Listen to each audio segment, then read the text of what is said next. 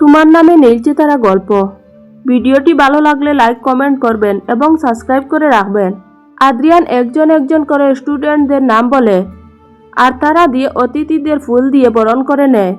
কিন্তু সবার শেষে যখন প্রধান অতিথি মানে ফারহান চৌধুরীকে বরণ করার সময় আসলো, তখন পুনরায় খাতায় লেখা শিক্ষার্থীর নাম দেখলো।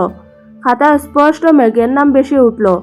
আদ্রিয়ান ব্রু কুচকে তাকায় খাতায় লেখা মেঘের নামের দিকে। তার মানে কি ফারহান চৌধুরীকে গোলাপ ফুল দিয়ে মেঘ বরণ করবে? আদ্রিয়ানের কপালে বাজ পড়ল। খাতার উপর থেকে চুল সরিয়ে সামনে ফারহানের দিকে তাকালো।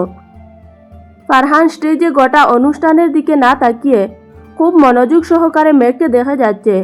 ফারহানের মেঘের উপর মুগ্ধ দৃষ্টি দেখে আদ্রিয়ানের শরীর রাগে হিংসায় জ্বলে ওঠে। খুব কষ্টে নিজের রাগ নিয়ন্ত্রণ করে, কারণ এখন অনুষ্ঠান চলছে। এখানে কোনো প্রকার সিন ক্রিয়েট করতে চাই না। প্রিন্সিপাল স্যার খুব বড় করে সমগ্র অনুষ্ঠানের দায়িত্ব আদ্রিয়ানকে দিয়েছে। নিজের ব্যক্তিগত কারণের জন্য কলেজের সম্মান নষ্ট করতে চাই না আদ্রিয়ান। তাই বাধ্য হয়ে খাতায় থাকা মেঘের নাম ঘোষণা করে ফারহান চৌধুরীকে ফুল দিয়ে বরণ করার আদেশ দেয়। মেঘ ধীর পায়ে এগিয়ে যায় ফারহান চৌধুরীর কাছে।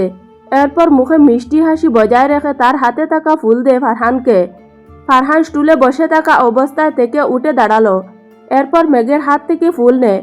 অনুষ্ঠানের সকলে হাততালি দিয়ে উঠে। মেঘের মুখের হাসি আর ফারহানের তাকিয়ে থাকা সবকিছু আদ্রিয়ান মঞ্চে দাঁড়িয়ে দেখছে। রাগে শরীর কাঁপতে থাকে তার। দাঁত কটমট করে তাকায় দুইজনের দিকে। মেঘ যখন ফারহানের হাতে ফুল দিয়ে চলে আসতে যাবে, তখন ফারহান পিছন থেকে মেঘকে ডাক দেয়, মেঘ একটু দাঁড়াও।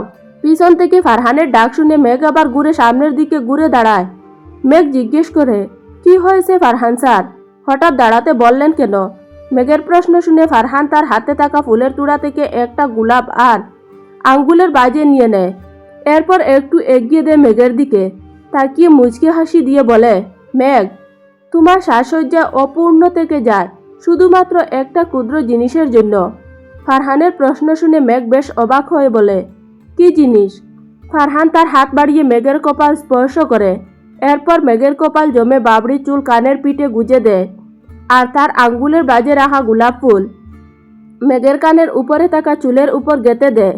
মেঘ ফারহানের এমন ব্যবহারে অবাক হয় আর ভয়ও পায়, কারণ উপরে মঞ্চে আদ্রিয়ান দাঁড়িয়ে রয়েছে। মেঘ অন্য পাশে ঘুরে তাকায়, আদ্রিয়ানের মুখ দেখতে পাচ্ছে না এখন সে। ফারহান বলে, এখন পারফেক্ট লাগছে তোমায় মেঘ।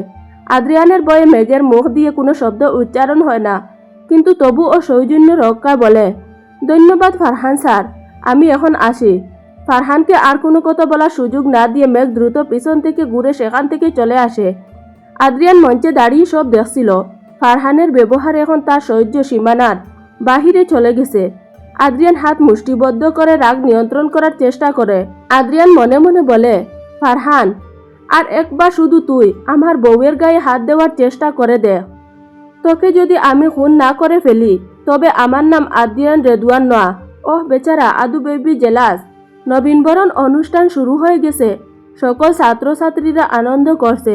মঞ্চে গান নাচ পারফর্ম করা হচ্ছে। অনুষ্ঠানে উপস্থিত সকলের মনোযোগ এখন স্টেজের উপর।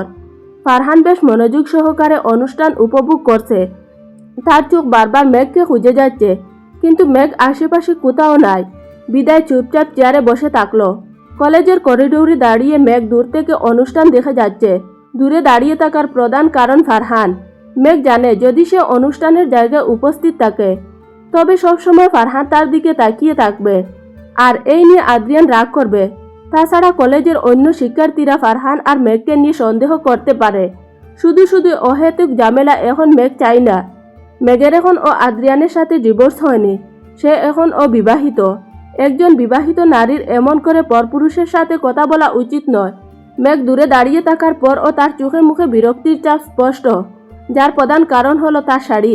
মেঘের পরনে থাকা লাল শাড়ি সুতির নয়, বরং সিল্কের তৈরি, যার ফলে শাড়ির কুচিগুলো বারবার খুলে যাচ্ছে। মেঘ বারবার শাড়ি কুচি কোমরে গুজে দিচ্ছে, কিন্তু প্রতিবার খুলে যাচ্ছে। মেঘ বেশ বিরক্ত হয়। এখন শাড়ির কুচি ঠিক করলে যে কোনো সময় খুলে যাবে, আর এগুলো মানুষের মধ্যে যদি শাড়ি খুলে যায়, তবে বিষয়টা সত্যি খুব লজ্জাজনক হবে। কলেজ গ্রাউন্ডে দাঁড়িয়ে আদ্রিয়ান প্রিন্সিপাল সহ অন্যান্য টিচারদের সাথে কথা বলছিল অনুষ্ঠানের বিভিন্ন খরচ, খাবার, প্রোগ্রাম নিয়ে। কথা বলার মাঝে দূরে করিডোরে দাঁড়িয়ে থাকা মেঘকে লক্ষ্য করছিল আদ্রিয়ান। মেঘ তার শাড়ির কুচি ঠিক করা উদ্দেশ্যে ফাঁকা এক রুমের ভিতরে চলে যায়। আদ্রিয়ান তা দেখল। মেঘ হঠাৎ ক্লাসরুমে কেন গেছে?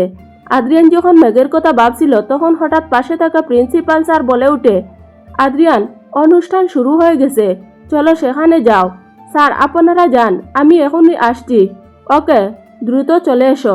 প্রিন্সিপাল সহ অন্যান্য টিচাররা সকলে মঞ্চের দিকে অগ্রসর হয়। মেঘ কোথায় গিয়েছে তা দেখার জন্য আদ্রিয়ান কলেজ গ্রাউন্ড পেরিয়ে করিডোরের দিকে এগিয়ে যায়। ফাঁকা ক্লাসরুমে প্রবেশ করে মেঘ। সকল শিক্ষার্থী এখন অনুষ্ঠানে উপস্থিত থাকায় ক্লাসরুম সম্পূর্ণ ফাঁকা। মেঘ তার শাড়ির কুচি ঠিক করার জন্য প্রথমে তা খুলে, এরপর ধীরে ধীরে কোমরে গুজার চেষ্টা করে, কিন্তু শাড়ির নিচের কুচি এলোমেলো হয়ে যায়। আর সিল্কের শাড়ি পরার অভ্যাস মেঘের নাই। বাংলাদেশ থেকে খুব সামান্য পরিমাণে আবিহার উপলক্ষে শাড়ি কিনে নিয়ে এসেছিল, তাই লাল কোনো সুতি শাড়ি না থাকায় বাধ্য হয়ে এই সিল্কের শাড়ি পরতে হয়েছে তাকে। কিন্তু এখন এই শাড়ির কুচি বারবার খুলে যাচ্ছে। মেঘের একা দ্বারা এই শাড়ি পরা অসম্ভব, অন্য একজনের সাহায্য প্রয়োজন তার। মেঘ শাড়ির কুচি হাত দিয়ে ধরে নুহাকে ডাক দেওয়ার উদ্দেশ্য পা বাড়ায়, কিন্তু তখনই রুমের দরজা খুলে প্রবেশ করে আদ্রিয়ান। হঠাৎ আদ্রিয়ানকে দেখে মেঘ থমকে বা ভয় পেয়ে যায়।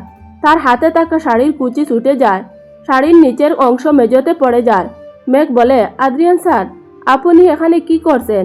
মেঘের কথার উত্তর না দিয়ে আদ্রিয়ান উল্টো তাকে একই প্রশ্ন করে ওঠে, মেঘ, তুমি এখানে কি করছো? এই ফাঁকা ক্লাসরুমে একা একা এসেছো কেন? আমার শাড়ির কুচি খুলে গিয়েছিল, তাই এসেছি ঠিক করতে। মেঘের মুখে শাড়ির কথা শুনে আদ্রিয়ান তার শাড়ির দিকে তাকায়। মেঘ নিজেও তাকায়। মেঘের নিচের শাড়ির কুচি মেঝেতে পড়ে আছে, তার পেটের কিছু অংশ উন্মুক্ত হয়ে গেছে, যা দেখে মেঘ দ্রুত তার শাড়ির কুচি হাতে গুটিয়ে নেয়। আদ্রিয়ান হয়তো নিজেও অস্বস্তি বোধ করলো, তাই সে বলে, মেঘ, তুমি শাড়ির কুচি ঠিক করে রুম থেকে বের হও, আমি বাহিরে অপেক্ষা করছি।